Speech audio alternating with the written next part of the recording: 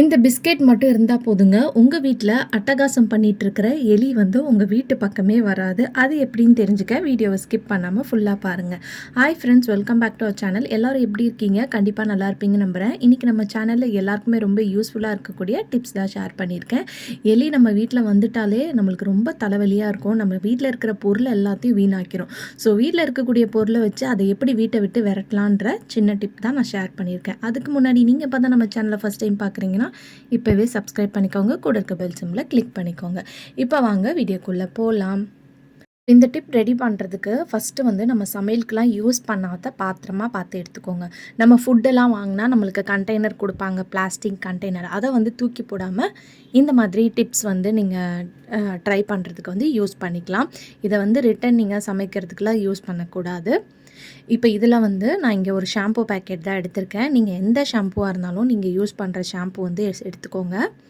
இந்த பேக்கெட்லேருந்து நான் ஃபுல்லாக வந்து சேர்க்கல, ஆஃப் பேக்கெட் அளவுக்கு நான் இந்த ஷாம்பு வந்து சேர்த்துக்கிறேன். இது சேர்த்ததுக்கப்புறம் இது கூட வந்து நம்ம பாத்திரம்லாம் வாஷ் பண்ணுறதுக்கு யூஸ் பண்ணுவோம் இல்லையா, சபீனா பவுடர், அதை வந்து 1 ஸ்பூன் அளவுக்கு சேர்த்துக்கோங்க. ஸோ நம்ம இன்றைக்கி சேர்க்கக்கூடிய ஒவ்வொரு பொருளும் வந்து பார்த்திங்கன்னா ரொம்ப எஃபெக்டிவாக ஒர்க் ஆகும். இப்போ இது கூடயே வந்து துணி வாஷ் பண்ணுறதுக்கு நம்ம யூஸ் பண்ணுவோம் இல்லையா, டிட்டர்ஜென்ட் பவுடர், அந்த பவுடரையும் வந்து ஒரு ஸ்பூன்லேருந்து 2 ஸ்பூன் அளவுக்கு சேர்த்துக்கோங்க.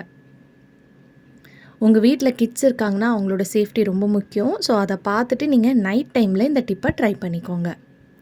இப்போ வந்து நாப்திலின் பால்ஸ் இருக்கும் இல்லையா, அதை வந்து பவுடர் பண்ணி சேர்த்துக்கோங்க. அப்படி நாப்திலின் பால்ஸ் இல்லைன்னா நம்ம எக்ஸ்பிரியான டேப்லெட்டு அதில் ஏதாவது இருந்துச்சுன்னா அதை கூட நீங்கள் பவுடர் பண்ணி சேர்த்துக்கலாம்.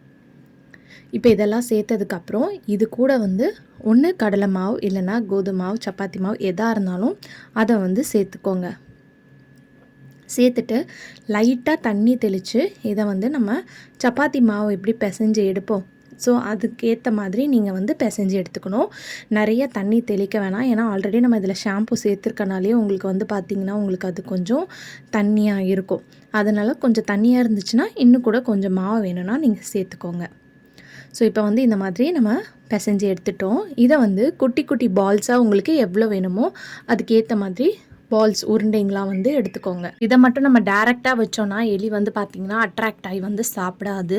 ஸோ இது மேலே வந்து அதை அட்ராக்ட் பண்ணுறதுக்காக நம்ம வந்து இன்னும் ஒரு பொருளை வந்து பார்த்திங்கன்னா சேர்க்க போகிறோம். ஸோ அதுக்கு முன்னாடி இந்த மாதிரி தனித்தனி உருண்டைங்களாம் வந்து செஞ்சு வச்சுக்கோங்க. இப்போ தனித்தனி உருண்டைங்களாம் செஞ்சதுக்கப்புறம் நம்ம வீட்டில் இருக்கக்கூடிய பிஸ்கெட் இருக்கும் இல்லையா, அந்த பிஸ்கெட்டை வந்து நல்லா கையை வச்சு நீங்கள் க்ரஷ் பண்ணாலே உங்களுக்கு நல்லா பவுட்ரு மாதிரி வரும். அதை வந்து இதுக்கு மேலே ஒரு கோட்டிங் மாதிரி நீங்கள் கொடுக்கணும். ஃபஸ்ட்டு வந்து நான் டைரெக்டாக மேலே கொடுத்தேன். அந்த மாதிரி கொடுத்திங்கன்னா அது வந்து உங்களுக்கு அதில் வந்து அந்த அளவுக்கு வந்து போய் ஒட்டாது. ஸோ அதனால் இந்த பிஸ்கெட்டை வந்து தனியாக வந்து ஃபஸ்ட்டு பவுட்ரு பண்ணி வச்சுக்கோங்க. இப்போ பவுட்ரு பண்ணி வச்சதுக்கப்புறம் இதை வந்து எலி வந்து சாப்பிடும்போது கிச்சனில் வேறு எந்த ஐட்டமும் வந்து பார்த்திங்கன்னா வச்சுக்கக்கூடாது. அப்போ தான் வந்து இது வந்து அதை சாப்பிடும். ஸோ இந்த பிஸ்கெட் நம்ம பவுட்ரு பண்ணியிருக்கோம் இல்லையா, இதில் வந்து கொஞ்சமாக வந்து நெய் சேர்த்துக்கோங்க. இந்த நெய்யோட வாசனை வந்து பார்த்திங்கன்னா அதை வந்து அட்ராக்ட் பண்ணும். ஸோ கண்டிப்பாக வந்து இந்த பொருளை நம்ம ரெடி பண்ணி வைக்கும்போது வந்து அது உருண்டைங்களை வந்து சாப்பிடும். ஸோ நெய் வந்து நம்ம பிஸ்கெட்டில் போட்டு இந்த மாதிரி அதை மேலே கோட்டிங் கொடுக்கும்போது நம்மளுக்கு ஈஸியாக அந்த பிஸ்கெட்டும் வந்து பார்த்திங்கன்னா நல்லா வந்து இந்த மாதிரி கோட்டிங்காக வந்து ஒட்டிக்கும். ஸ்மெல்லும் வந்து பார்த்திங்கன்னா அதை வந்து அட்ராக்ட் பண்ணி சாப்பிட்ரும்.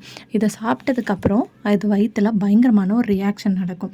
ஏன்னா இதில் சேர்த்துருக்க நம்ம ஒவ்வொரு பொருளும் வந்து பார்த்திங்கன்னா அந்த அளவுக்கு எஃபெக்டிவாக ஒர்க் ஆகும். ஸோ கடையிலேருந்து நம்ம காசு கொடுத்து வாங்கி ரெடி பண்ணுறதுக்கு பதிலாக வீட்டில் இருக்கக்கூடிய பொருளை வச்சு நீங்கள் கண்டிப்பாக ட்ரை பண்ணி பாருங்கள். இந்த டிப்பை ஒரு வாட்டியாவது. உங்கள் வீட்டு பக்கம் எலி அதோட வரவே வராது. இது எலிக்குன்னு மட்டும் இல்லாமல் நம்ம வீட்டில் இருக்கக்கூடிய கற்பாம்பூச்சி, பல்லி தொல்லை இருந்தாலும் இதை வந்து நீங்கள் இந்த மாதிரி ரெடி பண்ணி வைக்கும் போது கண்டிப்பாக வந்து பார்த்திங்கன்னா வராது. ஸோ கிச்சன் கவுண்டர் டாப்பில் வந்து நைட் டைமில் வச்சு விடுங்க.